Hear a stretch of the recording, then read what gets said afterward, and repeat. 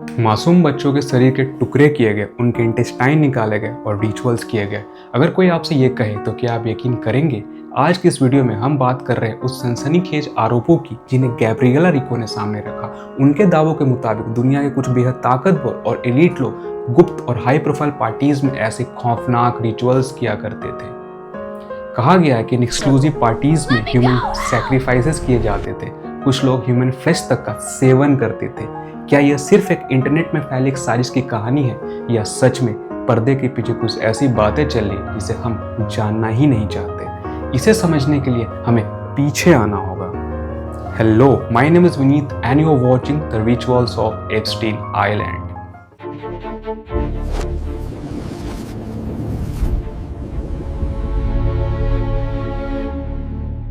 Jeffrey Epstein का जन्म 20 जनवरी 1953 को न्यूयॉर्क के ब्रुकलिन में एक साधारण मिडिल क्लास यहूदी फैमिली में हुआ।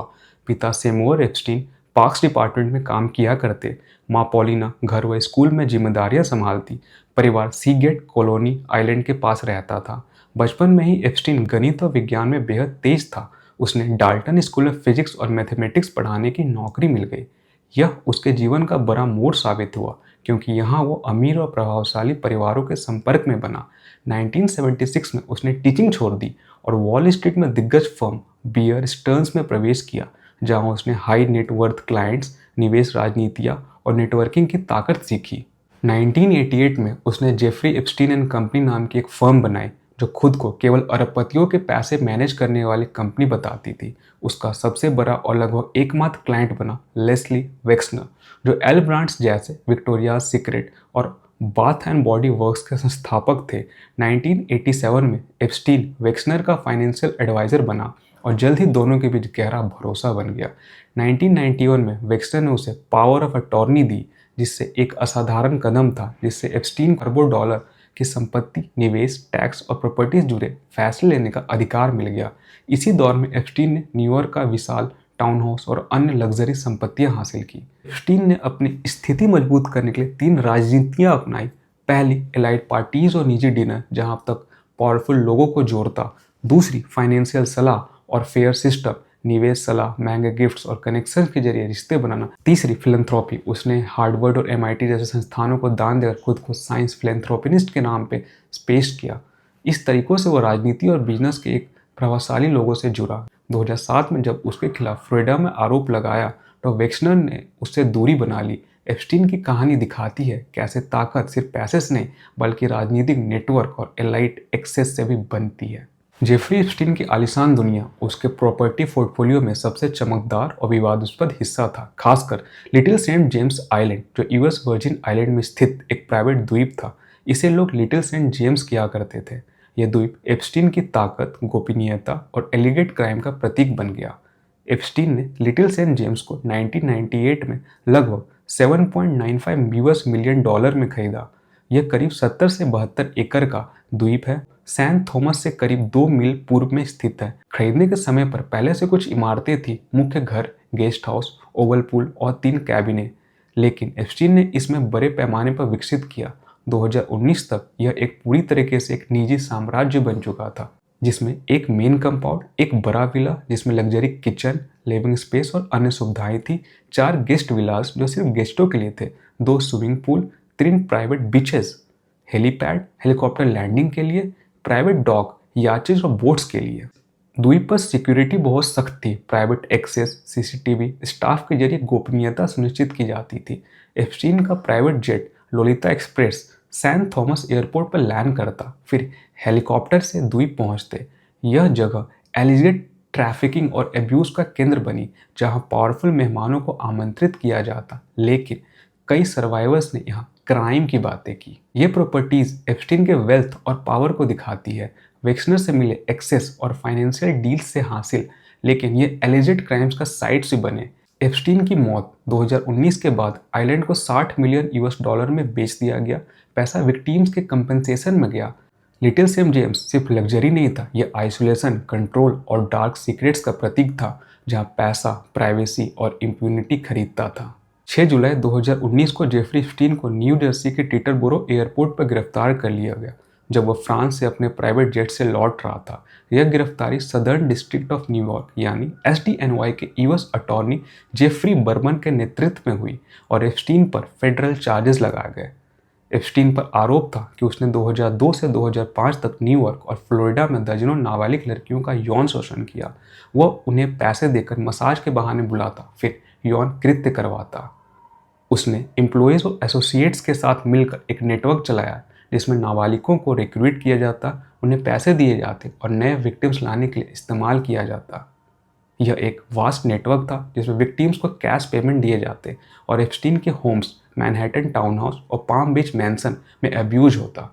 प्रोसिक्यूटर्स ने कहा यह ट्रैफिकिंग और एक्सप्लॉयटेशन का ऑर्गेनाइज्ड फॉर्म था। 10 अगस्त 2019 को एप्स्टीन ने जेल में खुद को खत्म कर लिया। इससे ट्रायल रुक गया। 29 अगस्त 2019 को चार्जेस डिसमिस्ड हो गए। उसकी मौत 10 अगस्त 2019 को न्यूयॉर्क के मेट्रोपॉलिटन करेक्शनल सेंटर यानी MCC जेल में हुई, जो अमेरिका न्याय व्यवस्था और कॉन्स्पिरेसी थ्योरी का केंद्र बन गई। सरकारी रिपोर्ट्स के अनुसार मौत से लटकने के कारण हुआ। न्यूयॉर्क सिटी के chief medical examiner Barbara Samson ने ऑटोप्सी के बाद इसकी पुष्टि की, जिसमें नेक के बोन यानी हायोइड बोन समेत टूटने का जिक्र है, जो ऐसे मौत में आम है। मौत के समय वो अकेला था, कोई सेलमेट नहीं, लेकिन मौत के आसपास कई सवाल उठे जो सिस्टमेटिक फेलियर का उजागर करते हैं। कैमरे काम क्यों नहीं कर रहे थे? 2 गार्ड्स माइकल और टोया सो क्यों रहे थे? चेक क्यों नहीं कर रहे थे? और लॉक्स फॉल्सली किए गए। हाई प्रोफाइल कैदी होने के बावजूद निगरानी क्यों कमजोर थी? पहले अटेम्प्ट के बाद सुरक्षा क्यों नहीं बढ़ाई गई? 2023 में जस्टिस डिपार्टमेंट के इंस्पेक्टर जनरल रिपोर्ट में प्रिजन स्टाफ की वाइड स्प्रेड मिसकंडक्ट पाई गई। गार्ड्स ने 30 मिनट चेक छोड़े, एप्स्टीन को सेलमेट नहीं दिया गया और मॉनिटरिंग में लापरवाही की गई। इन फेलियर्स ने कॉन्स्पिरेसी थ्योरी की हवा दी, दुनिया में नैरेटिव बना। कई लोग मानते हैं कि एप्स्टीन को साइलेंस किया गया क्योंकि उसमें पावरफुल कनेक्शंस थे, जैसे Bill Gates, Donald Trump, Prince Andrew, और वो क्लाइंट लिस्ट रिवील कर सकता था। आज भी लोग 2 हिस्सों में बटे हैं। कुछ ऑफिशियल रिपोर्ट्स यानी ऑटोप्सी और इन्वेस्टिगेशंस पर भरोसा करते हैं, मानते हैं कि एप्स्टीन ने डिस्पेयर और बुज़दिली में अपनी जान दी। दूसरे सिस्टमेटिक फेलियर को कवर अप दिखाते हैं, जहां वेल्थ और पावर ने जस्टिस रोका। एप्स्टीन की मौत एलाइट करप्शन का प्रतीक बनी, जहां फैक्ट्स, स्पेकुलेशंस मिलकर नैरेटिव बनाते हैं, लेकिन एविडेंस होमिसाइड का नहीं है। यह केस प्रिजन रिफॉर्म और अकाउंटेबिलिटी की मांग बढ़ाता है, लेकिन मिस्ट्रीज अभी बाकी है। जेफरी एप्स्टीन केस ने समाज पर गहरा असर डाला, जो आज भी चर्चा में है। यह सिर्फ केस एक व्यक्ति के अपराधों की कहानी नहीं, बल्कि सिस्टम, पावर, न्याय और मानव तस्करी की जटिलताओं का प्रतीक बन गया। सिस्टम पर भरोसा टूटा। एप्स्टीन के 2008 में स्वीटहार्ट प्ली डील, जिसमें उसे हल्की सजा मिली, और 2019 में जेल में मौत ने लोगों के गहरा अविश्वास पैदा किया। आम धारणा बनी, अगर आदमी अमीर और कनेक्टेड है तो कानून कमजोर हो जाता है। यह 2 स्तरीय न्याय व्यवस्था का उदाहरण लगा। एक तरफ गरीब लोग पर सख्ती, दूसरी तरफ एलाइट को प्रोटेक्शन। जस्टिस डिपार्टमेंट की रिपोर्ट ने प्रिजन फेलियर को उजागर किया, लेकिन कई लोग इसे कवर अप मानते हैं। इससे इंस्टीट्यूशनल ट्रस्ट में गिरावट आई, खासकर अमेरिका में। केस ने अमीर और पावरफुल लोगों पर गंभीर सवाल खड़े किए।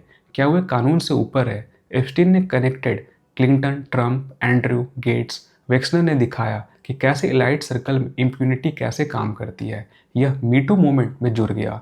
यहाँ पावरफुल मेन की अकाउंटेबिलिटी की मांग बढ़ी।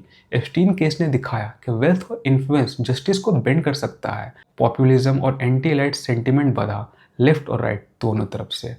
ट्रैफिकिंग अवेयरनेस बढ़ी। लोगों ने समझा कि ह्यूमन ट्रैफिकिंग सिर्फ गरीब इलाकों में नहीं, बल्कि एलाइट सर्कल में भी होता है।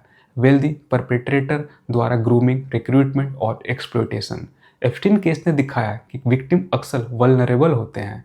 इससे पब्लिक एजुकेशन बढ़ा, NGO और लॉस पर फोकस आया। यह बाईपार्टीसन इशूज बना, ट्रैफिकिंग प्रिवेंशन और विक्टिम सपोर्ट की मांग बढ़ी। कुल मिलाकर एप्स्टीन केस ने समाज को मिरर दिखाया, पावर इम्बैलेंसेस, जस्टिस फेलियर और विक्टिम रेजिलियंस का। यह मीटू मूवमेंट का एक्सटेंशन बना, जहां अकाउंटेबिलिटी की मांग की गई, अब एलाइट तक पहुंची, लेकिन कॉन्स्पिरेसी भी बढ़ी, जो इंस्टीट्यूशंस को और कमजोर करती है। यह केस आज भी ट्रांसपेरेंसी, रिफॉर्म और सर्वाइवल जस्टिस को याद दिलाता है। मार्टिन लूथर किंग ने कहा था, कहीं भी किया गया अन्याय हर जगह न्याय के लिए खतरा है।